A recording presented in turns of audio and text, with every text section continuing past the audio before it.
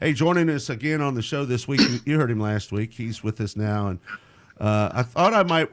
The big announcement. I haven't even seen a press release on it, to be honest with you. But the Jayhawk is coming back to Lakeside Speedway, and old Trenton Berry. He I think he hung around us just a little too long. He's got some strong opinions about how you doing, Trenton. We like opinions. Bring it.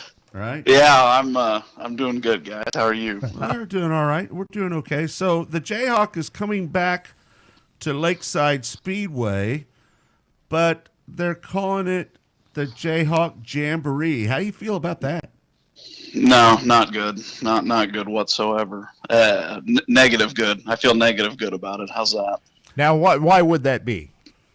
Well, listen, talking about modified racing, obviously, it's going to be a great payout, really solid purse.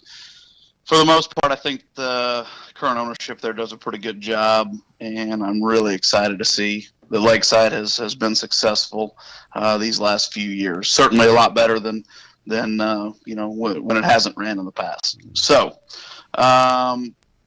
modified racing, we don't have those tried and true traditions of just 8 or 10 or so crown jewel events like there are in sprint car racing and like there are in late model racing. We have two, essentially, for all intents and purposes. We have two crown jewel events, right? So you have they're both in September. The first one, obviously, and probably I think most people, whether they want to admit it or not, probably what's considered the biggest modified race in the country is the Super Nationals at Boone. So the next race would be the USMTS Fall Jamboree at Deer Creek Speedway.